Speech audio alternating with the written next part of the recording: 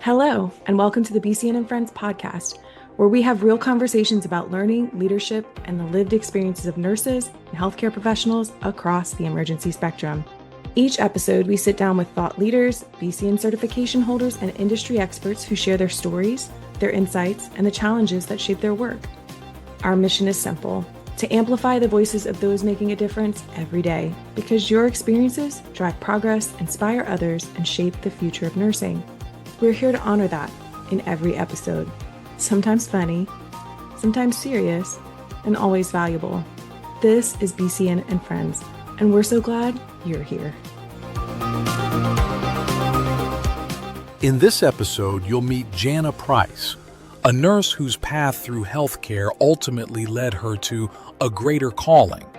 Through deeply personal and professional experiences, Jana built a platform to advocate for nurses and confront the realities of today's healthcare system.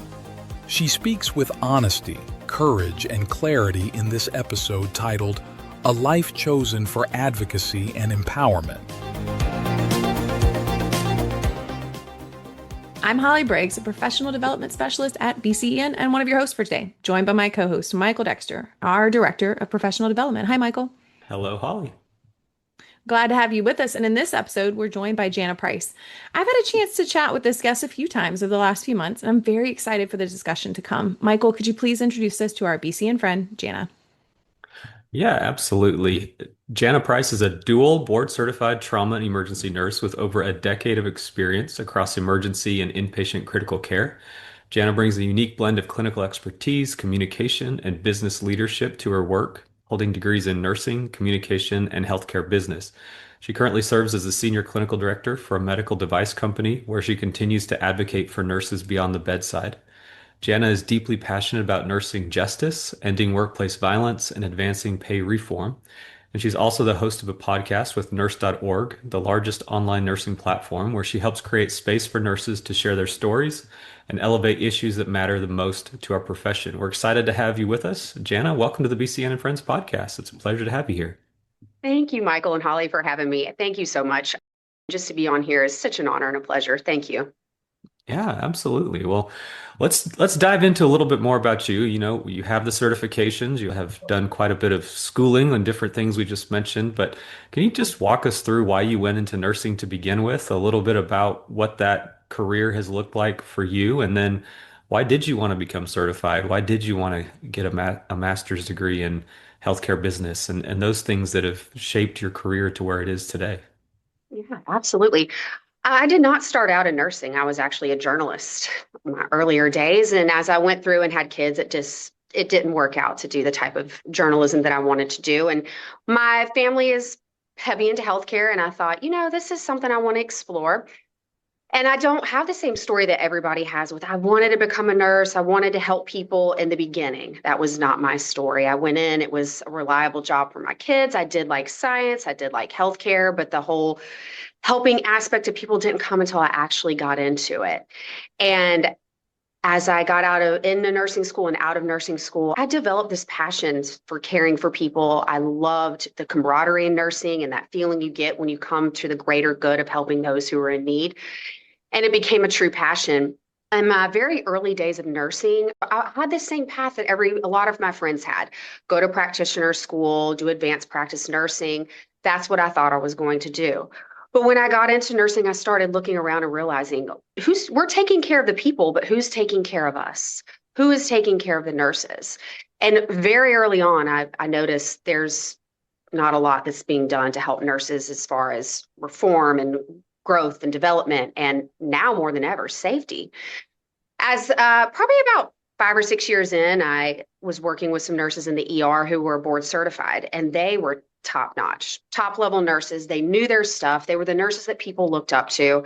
And almost every single one of them had some form of certification, whether it be CEN, TCRN, CCRN.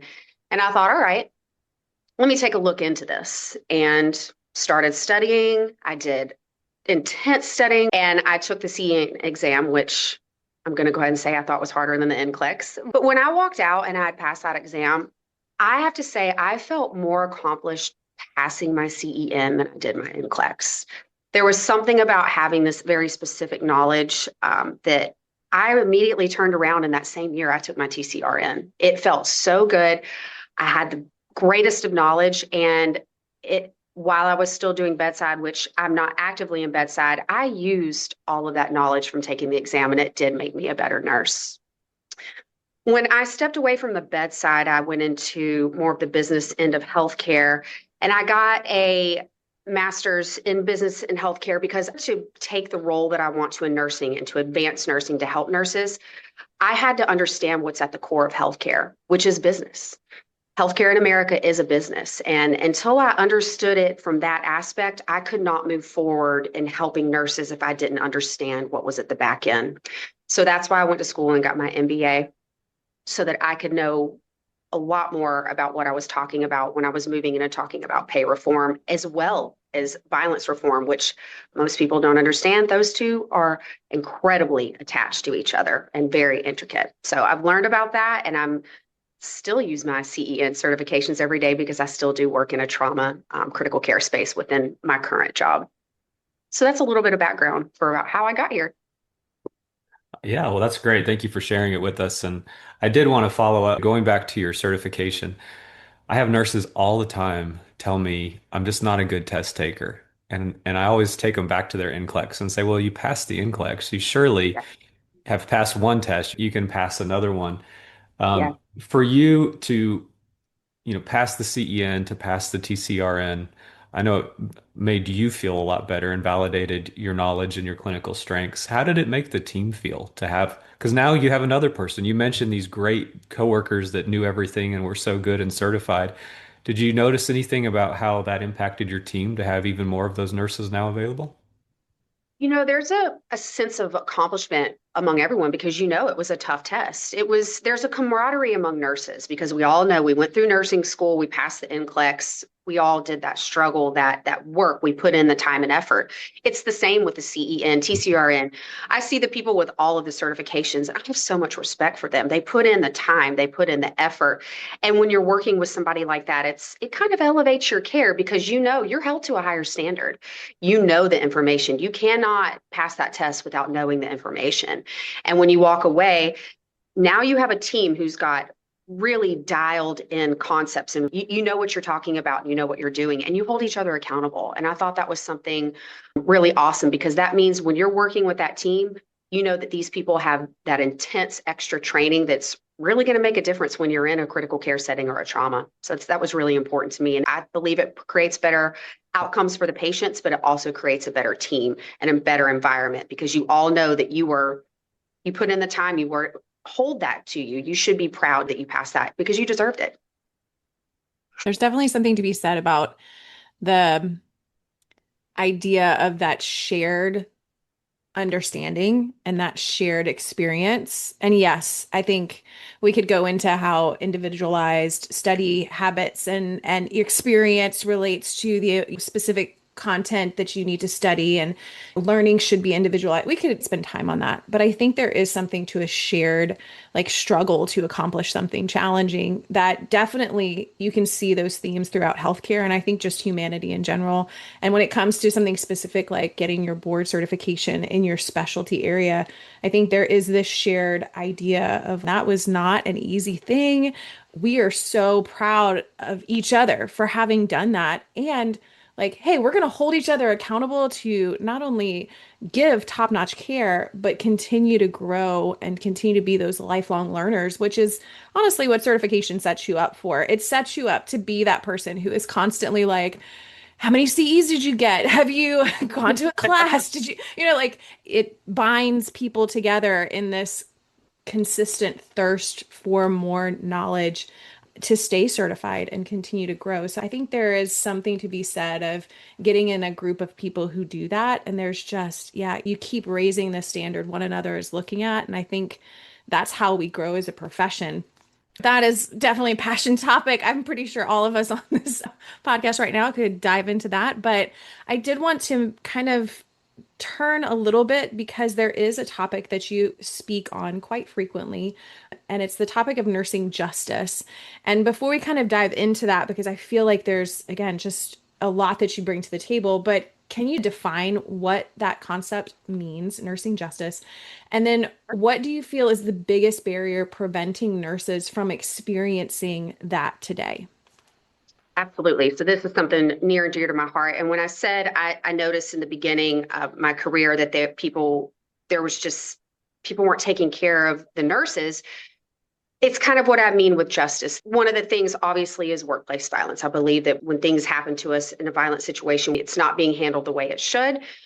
There are nurses who are getting fired or losing their licenses for things that they should not be losing their licenses for, especially when in a world where we're screaming just culture.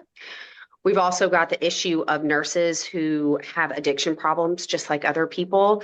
There's not justice for quite a few of them as well. It's an illness. We treat people with that illness. We need to treat our nurses with the same love and compassion that we would other people. Remove the stigma from that. They deserve justice. And the most recently, one of the things was the nurse who was fired over the swap baby, which had absolutely nothing to do with her. She was made an example and she was fired over something that she had absolutely nothing to do with, but she was made an example of. And those are types of things that are happening. When I do podcasts over things like workplace violence and these types of injustice, I have more nurses in my inbox or responding, this happened to me, or this happened to a coworker and it was kept quiet, or things like this are happening constantly in nursing. And for what we do and what we bring to healthcare to be treated like this, to have no voice, to have no say in it, or mistakes happen. I've had a lady on my podcast, a fellow nurse, my mentor, who accidentally made a med error that killed a patient years ago. And the actual med error really fell upon a big part of the company who made the product. But of course, we as nurses, we take the fall for so much stuff and there's just no justice. So when I see those things happening and these nurses are brought down, there is almost always a much bigger story behind it. And there's a saying that I know a lot of people have heard, but there are three sides to a story. There's your side, there's their side, and there's the truth. And I'm somebody who seeks the truth because oftentimes within that truth, that's where the justice lies. So, Jana, can you tell us, just stepping back a minute, what got you so passionate about this? I think a lot of us have that thought, but not all of us take it to the level you have. So, what encouraged you to take it to this level? Okay, well, very early into my career, I was assaulted. I had a patient wrap a stethoscope around my neck and choke me. I had been a nurse for all of 5 minutes. And at the time, my hospital, they did handle it quite well for being an early nurse. As I went on, I worked at some different hospitals. I had other assaults and they were just not handled very well.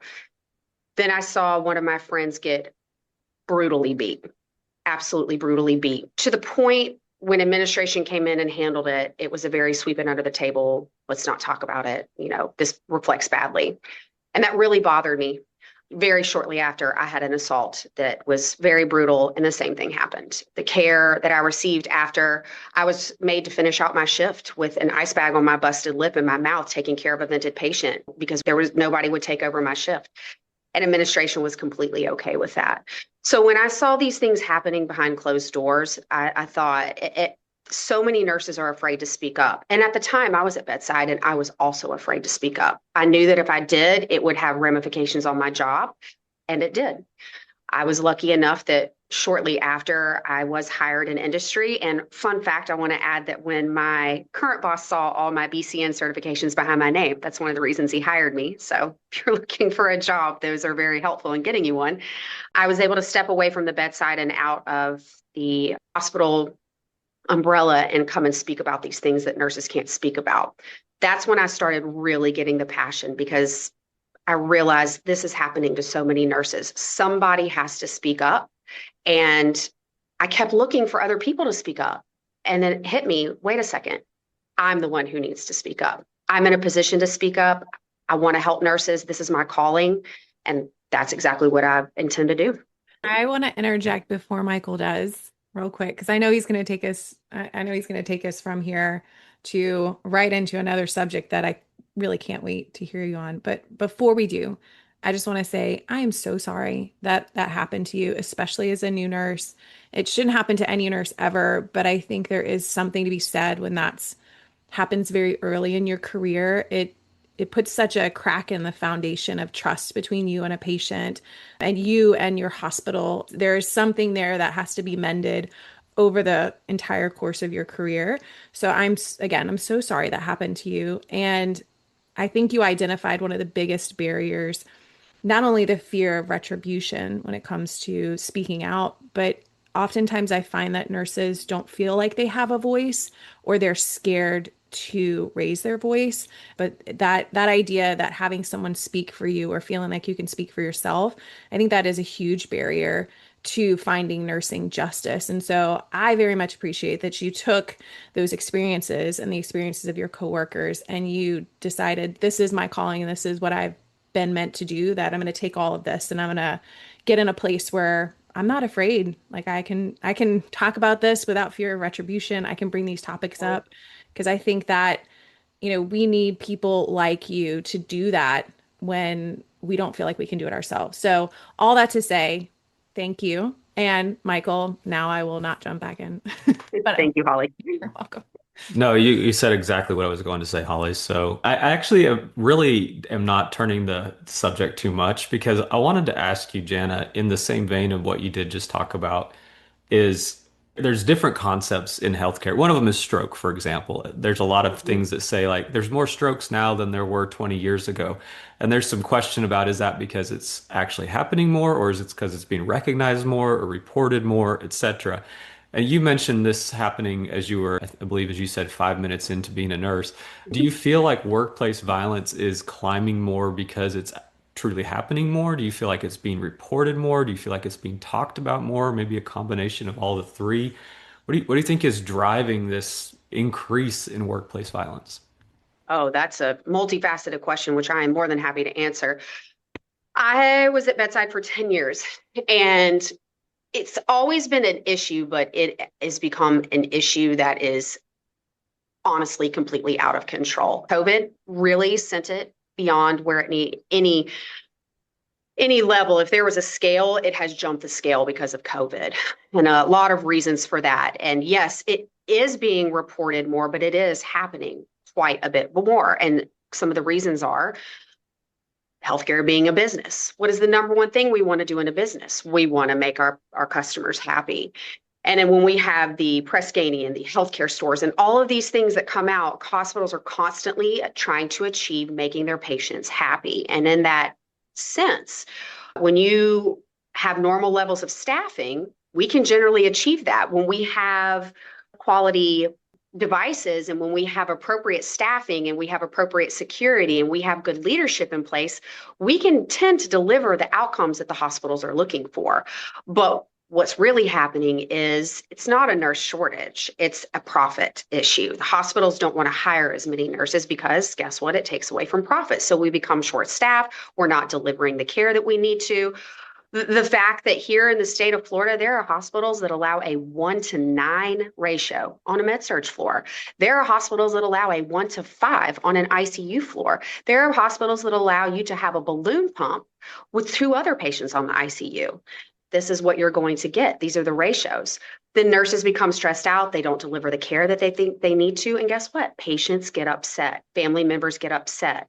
When the nurses can't come in and the patients are in a bad situation, well, they've got 8 other patients to take care of. There's only so much that a nurse can do. Well, naturally, when you go to a restaurant and you've come there and you expect a certain level of service, you come and nobody even greets you in the first 5 minutes, and then 45 minutes later, you order your food, and then an hour and a half later, you get your food. You're naturally going to be upset. This is human nature. Like we would all be upset if we were in that situation when we come with a different expectation. Well, then you come to find out that server's got half the restaurant. 4 people walked off the line in the back to be cooking, and there's no hostess, and there's the manager sitting in the office doing absolutely nothing.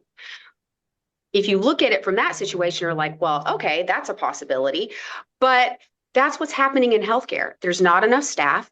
People are not getting what they need in the hospital, and they get angry about it, and they become violent. Not only patients, but also family members. They come after the nurses for the care that they're receiving. That's one of the main issues. Also, we're just becoming a violent culture. It is happening. Crime is up everywhere. When people come into hospitals we don't have the mental resources that we need, and a lot of the violence is because there's mental issues. Hospitals look for where the money comes from, and guess what? It's not from psychiatric care. Those are some of the issues that have brought us to where we are in the violence. And once again, it all comes back to healthcare as a business. We need to be putting money into helping find resources, whether it be safe rooms, where it be individual areas that if you have a past history, you need to be treated in. But those things cost money, and hospitals are not willing to put that up because it doesn't have a return on their investment. This is the problem. We want the government to fix it, but it's really a facility problem.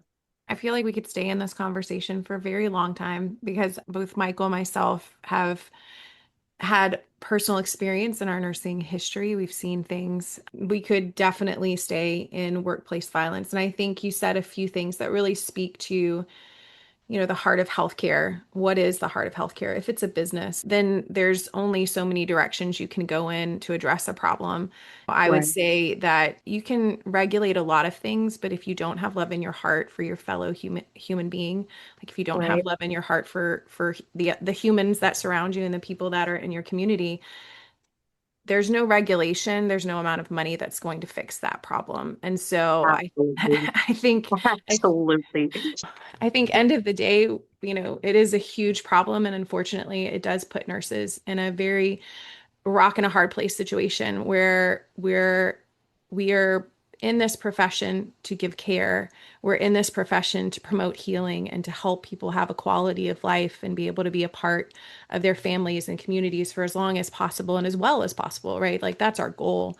But then there's a dollar sign on the other side of it. And Right. there's an idea that we have to see as many patients as possible, get people through, but also be kind and compassionate. And like, so you're caught with all of these priorities that oftentimes don't align with one another. And then it's up to the nurse to make a decision like, am I going to meet a metric or am I going to give the care that I feel like this patient deserves? And when you get to that place, that's where like that moral distress comes in, and nurses then say, well, if I can't do this, then I'm going to get out completely. And Absolutely. so I think workplace violence, nursing justice, all of those things just really feed into how are we going to retain high quality nurses within a profession that brings up all of these different issues. And it's not an easy job by any means, but No. we're certainly not always making it easier. And this is a tough question that I'm going to ask you because already in the topics we've already talked about, I'm like, whew, we need to work on that. But if you could prioritize a major reform within nursing. And I will say that when I say that you could prioritize it, that means that people would get behind it and support it. And by people, I mean all people across healthcare, administration, leadership, all of that would get behind it. Whether that be pay, whether that be staffing, leadership, culture, you could pick anyone. But what would be one major reform within nursing that you would want to prioritize, and why would you pick that one? Yeah, absolutely. I've thought about these things before, and I think this is a topic amongst nursing. What a lot of people want to go one way, but from my experience, there's not enough money in the world that can make you happy at a place that has a terrible leader. And I think we all know that. It's leadership for me. And I have studied in school quite a few styles of leadership, and the one that sticks out to me most and the one that I achieve within my company and who I lead is servant leadership and serving others. And one of the corporations that does it best and always has, and it does a great profit, is Chick-fil-A. Chick-fil-A actually puts their employees above their customers in a lot of things because they realize that they're the people who are serving. If they serve their employees, then those employees will go and serve their customers. I look in nursing and I think there are so many opportunities at every single level within healthcare that if you aren't serving directly at the bedside to the patient, then serve the ones who are doing that. There are multiple opportunities that we can serve every single person in healthcare. I'm talking environmental, dietary, pharmacy, every single person that touches a patient's life. How can we better serve them? I truly believe that if hospitals would take that approach and ask those questions, same questions that servant-based leadership models ask, they would in turn see that these nurses would stay. They would provide quality health care. So many issues would change because the nurses would feel valued. And the number one way to achieve that is through good leadership. So I would absolutely, without a doubt, change leadership. Well, I'm 100% with you, Jana. We can change it together.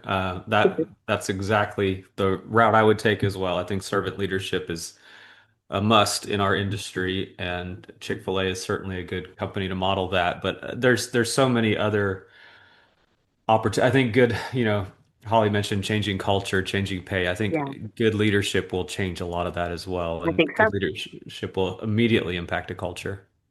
I believe Um, so. I believe leadership is the tip of the iceberg that will have a snowball effect all the way down, which will in turn come into better culture and then eventually better pay. yeah, absolutely.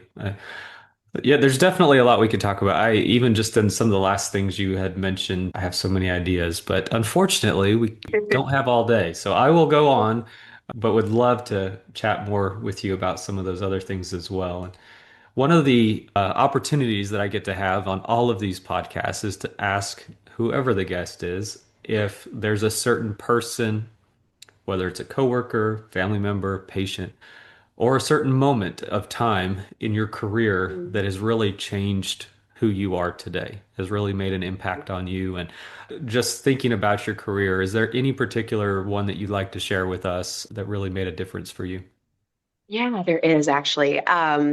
During COVID, I actually owned a coffee truck, a mobile coffee truck, and it would actually come to my hospital sometimes. My family and I owned it. A few weeks prior, we had set up our truck to come for Nurses Week. But a few weeks prior to that, we had a stroke patient come in, a very young guy. Caught him within that very, very end of that 4 hour window. I don't think I have ever gotten TPA ready so fast. Whole team came together, very young guy, completely aphasic. It was a catastrophic stroke. Took care of him, was doing the constant checks within that first hour, and he just was not improving. And in my heart, I felt so bad for this guy. He was very close to my age, and I thought this is just terrible. This is going to ruin their life. And in my very last check, I came in and the TPA worked, and he had caught completely resolved, and he was perfectly fine. But of course, I had to send him up to the ICU. I never knew anything that happened to him. A few weeks later, he came up to our coffee truck and he was like, I don't know if you remember me. And I looked at him and I just got so teary eyed and emotional. I said, of course I remember you. And I got out and I said, can I come give you a hug? And I told him, I was like, he didn't understand the severity of it, but I said, you are so lucky. You are so lucky that this worked. He had zero deficits. He was perfectly fine. And we ended up hugging each other and crying. And he ended up buying all the nurses in the hospital coffee as a thank you. And I thought at that moment, what this is why. This is the why. Seeing how I poured the whole team, not just me, every single person that day came together and worked the absolute hardest we did. And we all know what a catastrophic stroke can look like, how it can change somebody's life, and how because of what we did as a team and because we cared and worked together, that man's life he'll be okay. And that meant a lot. That was one of the most, I get chills talking about it right now because he to this day is still perfectly okay. That's really awesome. It's not something that emergency nurses get to see a lot, and that's unfortunate. I love to be able to see that small glimpse that we have in a patient's span of their care. I love to be able to Yeah, see the end result and see how impactful our early steps are on somebody's entire life. So it awesome means a lot. story. It was very special.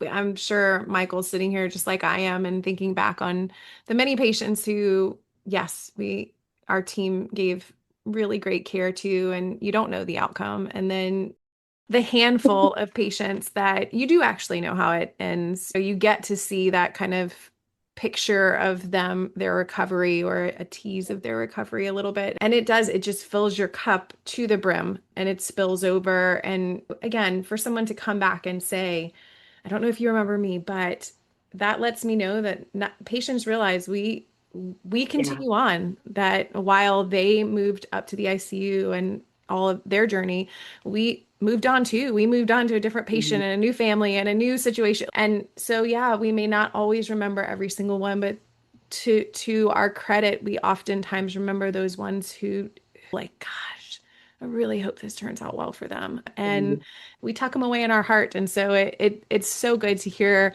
those follow-ups and, them buying coffee. That just says that they understand the heart of healthcare. It's not money, it's caffeine and sugar. And he must have picked up on that through his journey through healthcare. He's like, you know what? They need coffee. So Coffee, exactly. It good was a for great you. moment. Yeah. Good for you, patient. So that's awesome. Thank you for sharing that with us. And I do have a few rapid fire questions for you, Jana, and really Let's hear they're it. just so we can get to know you a little bit better as a person. And here we go. I'm going to jump right in. So, what would you be doing if you were not in your current role? So, like a job, a career that you would like, man, I would love to try that. What would it be? Oh, if I won the lottery tomorrow, I would go back to culinary school and I would be a chef. I absolutely love to cook. I love to eat even more. And without a doubt, if I ever get in a place in life that I can do that, I will be a chef without a Okay. doubt. I watch a little bit of some culinary shows. Not only do I like Chopped a lot, but I also really I enjoy The Bear. That was the high Yes. stress environment of I mean, it has a lot of expletives, but it's a great show. But if you were going to be a chef, would you want to be like a dessert chef? Would you want to be like a pre-course? Like, what are we talking here? Or would you just want to be like So rule the kitchen, be like head chef? more like rule the kitchen, but like kind of a Ina Garten meets the pioneer woman type of thing. I'm from the South. So I like to mix a little bit of that with a little of the bougie Hamptons style. And I would ideally see myself doing blogs or something like that. Maybe not being so much in the kitchen, but some kind of influencer type of cooking. I like healthy food, but I love some indulgent food. And that's the type of food that I like to recreate and cook. I'm from the South as well, and there is nothing that a good stick of butter can't improve. Like, if Absolutely. you name anything, any food, it's better if it's buttered. Like it's just like I can't think of one that like, oh no, don't put a no. You put a Just put little the butter butter on on it. it, and it's gonna be Absolutely. better. It'll be just fine. Exactly. We could not, I will cook for you when I become a chef. Oh, I hope you win that lottery too, girl. You deserve it. More nurses need to win the lottery. I feel like we would be definitely reforming healthcare faster. But Absolutely. all right, three categories. Favorites. Here we go. Favorite book or a quote that really inspires you? Ooh, favorite quote. What does it look like to love the unlovable? A youth pastor told me that years ago, and he said, what does it look like when we love the unlovable? And actually took that into nursing. And to love the unlovable is what, obviously, I'm a follower of Jesus, so I believe that that is really important, is to look at somebody that everybody else would just shun away and search deep within your soul and say, what would it look like for me to love that person and go after that? So I try to take that quote with me every day. What does it look like to love the unlovable? What a great quote. Very inspirational. And I will say, as people who work in like the emergency spectrum, critical care, trauma, like we have that opportunity basically every single shift to come across somebody Absolutely. who maybe they're down, they're in a very down place, or maybe they're really struggling with things that you may immediately see. This is a solution. This is how you can fix it. It's so straightforward. Maybe they're just not there yet, but we have an opportunity to show them compassion and kindness, and sometimes just meeting a basic need for them. I had a Absolutely. patient who, you have your patients, the ones who like, their name, probably their birthday, a lot of their medical history, know the medicines that they take, like you get to know them. And this patient would pretty repetitively ask for certain things like a soda or a quarter or, things that they would just feel like, of course, we can ask for this in the hospital. And I would have opportunities almost weekly to participate in loving someone who, to a certain degree, was hard to love at Right. times. But then it would be like, wait, I haven't seen them in a couple of weeks. I hope they're okay. You wonder, Like, you become attached to that person because when we love people who are unlovable, in return, we actually learn to love ourselves more. It's a beautiful gift in that way because what we're doing is we're putting down our walls, we're putting down our pride, and we're loving somebody at their worst. And in return, we learn to love ourselves at our worst. So it's a beautiful, beautiful thing to do. oh yeah, very cyclical. I love that. Okay. Favorite movie, TV show, binge-worthy series, something we can put on our ever-growing list.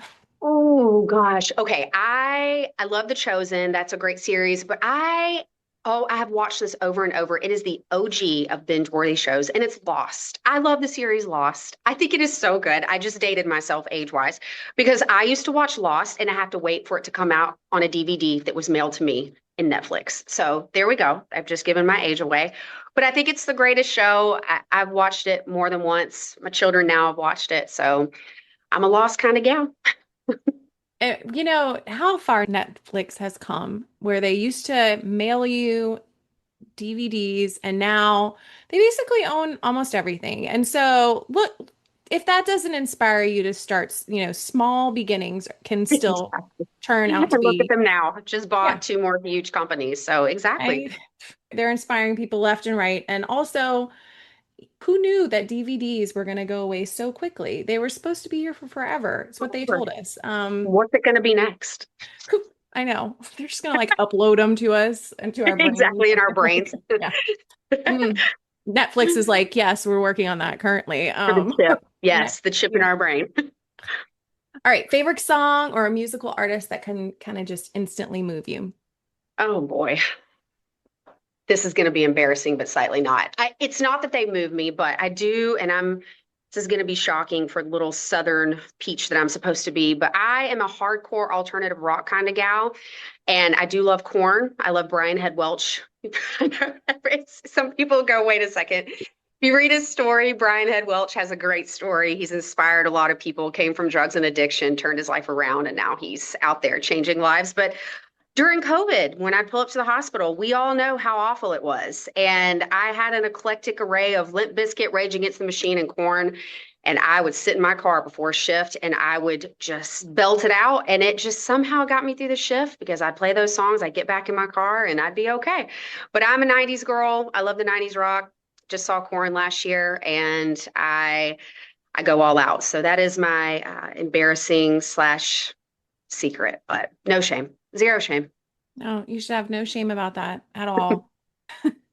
So there are times when like my parents talk about the music that they really like and that they listen to. It's very relaxing and it's got a little rhythm to it. And I think about my daughter and like when she's gonna be asking me, Mom, play me some songs from and I'm gonna pull out my Breaking Benjamin and I'm gonna be like, this song got me through a very hard time. And it's like Dear Agony. I don't know how her experience is going to be listening to mom's favorite music, but it probably won't be the experience I currently have with my parents. But the differences in the time you're born. You know what I mean? Exactly. My mom is all about the Kenny G, and when she heard my Corn, she about had a heart attack. So we just keep those separate. I know. And exactly. What are my kids have been, they know every time we get in the car, like, Mom, we're really going to listen to, although they want to go to the Foo Fighters, we're going to see the Foo Fighters together. So I've failed in quite a few parenting things, but that is a parenting win. We're going to Foo Fighters and I took my son to Deftones. So small wins. It's the small things in parenting. So if that's what I had to do, then thank you, Deftones. Thank you. Okay. Well, I love that. Do you have a self-care go-to or something you do that helps you reset? Because I know you keep a pretty Yes. full schedule of things, but what do you do? Yes. I am a runner. I live from my door to the toes in the sand is 11 minutes. So I frequently run on the beach barefoot. And there is something about it that it's a love-hate because I am getting older and my knees don't love it. But being on the sand with the waves crashing, somehow my brain just can check out from everything. I can remind myself how lucky I am that I do live on the beach. Fun fact, I actually hate the heat. I prefer to run in the snow. But there is something beautiful about that. I'm able to just check in, run. It's so good for you. It's so healthy. It's what gives me my mental capacity to go back and deal with things. So I do think that that's really important. And another thing, the second most important thing is I used to try to do everything. And I think when we're younger, I know a lot of nurses, you feel like you have to accomplish everything. And I finally learned to check out. You have to know yourself well enough to know I've had enough. I am at my limit. Society has kind of pushed, especially with our Instagram and TikTok and like that culture that we need to do more, we need to be better. And that is such a lie. You need to know yourself well enough to know I'm at my limit and it is okay to check out. If you need to turn off your phone for a day and go watch ridiculous TV and order in DoorDash 3 times that day, because you know that that is what's going to ground you, that's what you need to do. And you do not owe any excuses to anybody. The hustle, hustle, hustle, hustle culture is actually a lie. And that's why we all live with so much anxiety, because we were never created to be like that. I myself have lived like that. I put myself in a lot of issues. And now that I realize, no, there is a time for work and there is a time for play and there is a time to enjoy yourself. So don't forget that. You don't owe anybody anything except for your health, which is your number one thing that you have, and prioritizing self-care, whether it be exercise or just doing absolutely nothing. Take it before things get really bad for you, because you're worth it. We're worth it. We're worth having that downtime of loving ourselves and taking really good care of ourselves so that we can show up for others. Absolutely. I would say that self-care is an investment in you.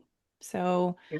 if you're not doing it, well, you're shortchanging yourself. So there's Absolutely. that. But then also I loved what you said about boundaries, because I feel like boundaries are a great investment in yourself personally. And also Right. that, like, hey, no is a complete sentence.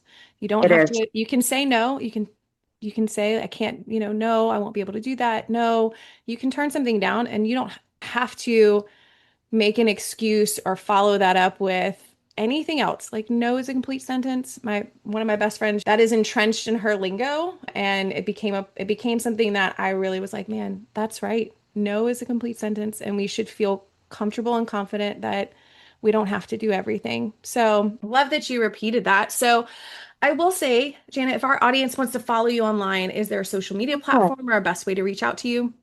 Absolutely. So I like LinkedIn the most. I seem to be on there a lot more, and reach out to me at Jana Price on LinkedIn, or you can reach out to me on my business. I own upturnnursing.com. It's just ways that if nurses have innovation, I can help you get started in the med device world.